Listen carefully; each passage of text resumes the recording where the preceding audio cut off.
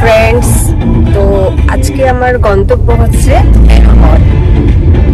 বেলুড় মঠের খোলার বন্ধর টাইমিং, তারপর কখন ভোগ প্রসাদ দেওয়ার টাইমিং, সবকিছুই আমি এই ভিডিওতে শেয়ার করব।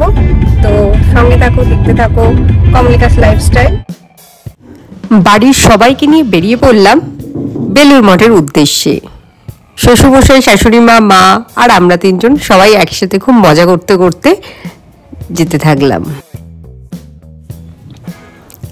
এই যে আমরা এন্ট্রি গেটে চলে এসেছি। এই গেট দিয়েই আপনাদের প্রথমে ঢুকতে হবে। আমরা 10টার মধ্যেই পৌঁছে গেছি। এখানে বেলুড় মঠের সামনে কোনো কার পার্কিং এর ব্যবস্থা নেই। আমরা যে রোডটা দিয়ে ঢুকলাম সেই রোডের অপোজিটেই কার পার্কিং এর ব্যবস্থা আছে, তাই আমরা মায়েদের নামিয়ে দিয়ে আবার আমরা কার পার্কিং করতে যাব। তো আমরা এখন কার পার্কিং করে চলে এসেছি। তোমরা দেখতেই পাচ্ছ আবার সেই একই রাস্তা। এই রাস্তাটা কভার করে এই গেটের পর আরেকটা গেট পড়বে, সেই গেটের পরই তোমরা মেন মন্দির দেখতে পাবে। তো চলো, সাথে থাকো, দেখতে থাকো। যারা ট্রেনে করে আসবেন তাদের বেলুড় মঠ স্টেশনে নেমে টোটো ধরে চলে আসতে হবে। টোটো আপনাকে মেন গেটের সামনেই নামাবে। যারা দূর থেকে আসবেন তারা বেলুড় মঠের নিজস্ব একটা গেস্ট হাউস আছে, চাইলে সেখানে থাকতে পারেন। গেস্ট হাউসের নাম হলো বিবেকানন্দ অতিথি নিবাস। এবার আমরা বেলুড় মঠের মেন গেটের সামনে এসে গেছি। এখানে বোর্ডে লেখাই আছে ভেতরে গাড়ি নিয়ে যাওয়া নিষেধ।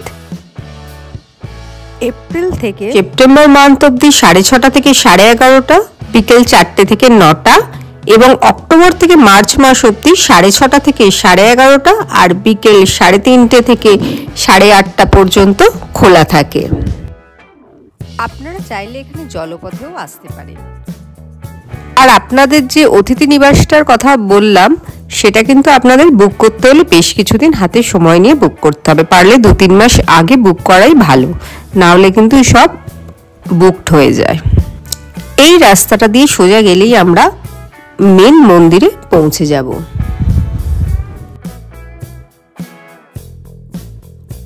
এই ম্যাপটার মাধ্যমে আপনারা বেলুড় মঠের ইম্পর্টেন্ট প্লেসের একটা আইডিয়া করে নিতে পারেন। এটা রামকৃষ্ণ সংগ্রহ মন্দির বা রামকৃষ্ণ মিউজিয়ামও বলতে পারেন। এখানে ছবি তোলা নিষিদ্ধ ভেতরে। এখানে 10 টাকা করে টিকিট লাগে। এখানে রামকৃষ্ণদেব, মা সারদা দেবী ও বিবেকানন্দের বিভিন্ন সামগ্রী রাখা আছে। আপনারা এই দিকটাতে দেখতে পাচ্ছেন টয়লেট, আপনারা ঢুকতেই টয়লেট পেয়ে যাবেন। আর এটা হচ্ছে ফ্রি শু কাউন্টার, এখানে আপনারা জুতো খুলে বেলুড় মঠ ঘুরে দেখতে পারেন। আমরা কথা বলতে বলতে মেন মঠের কাছে চলে এসেছি। এর ভেতরে কোনো রকম ছবি তোলা পুরোপুরি নিষিদ্ধ, তো ভেতরের কোনো ছবি আপনাদের আমি দেখাতে পারবো না।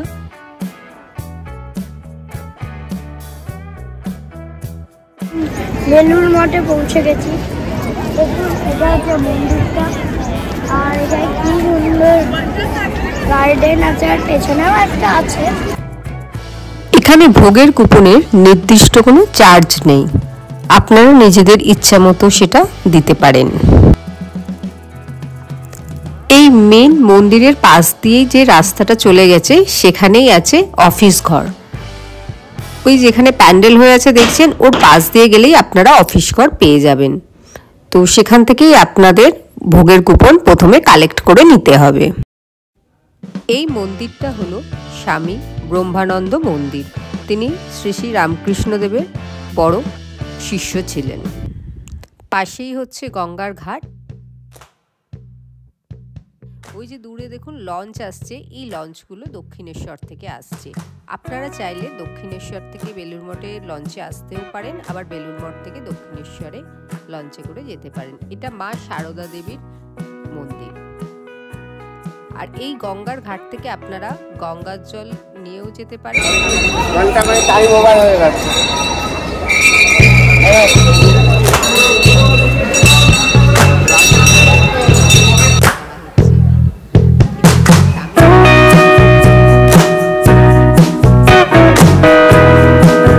এবার আমরা এখান থেকে ভোগ খেয়ে বাইরে বেরিয়ে যাব।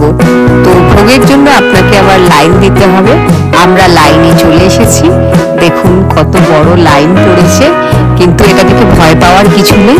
ভিতরে বসার জন্য অনেক সিটের অ্যারেঞ্জমেন্ট আছে। যতই ভিড় হোক না কেন সবাই গিয়ে একসাথে বসে খেতে পারবে। So don't worry. Way to prasad হল। এর ভেতর দিয়ে প্রবেশ করে আরো কিছুটা গিয়ে আপনারা পৌঁছে যাবেন প্রসাদ হলে।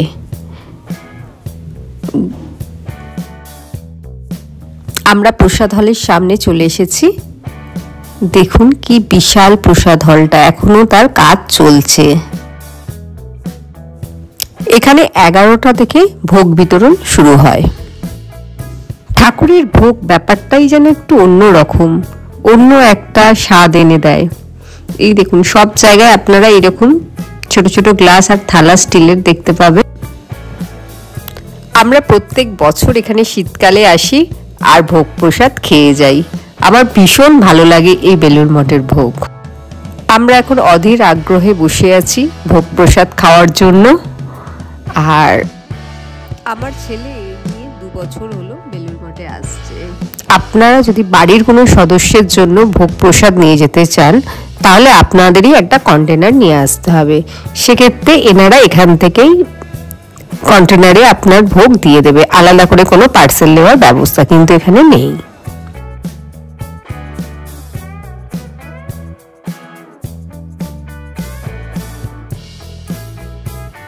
দেখতেই পাচ্ছেন গরম গরম খিচুড়ি, তার সাথে একটা সবজি, কুমড়ো আলু সবকিছু দিয়ে মিক্সড সবজি একটা চলে এসেছে। এরপর এটা আমের চাটনি ছিল, আর হচ্ছে পায়েস। অসাধারণ। ভিডিওটা ভালো লাগলে একটা লাইক, শেয়ার, কমেন্ট এবং সাবস্ক্রাইব করে দেবেন।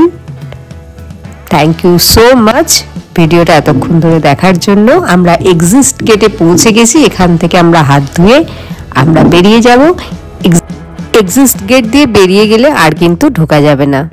Tata, bye bye. সবাই ভালো থাকবেন, সুস্থ থাকবেন।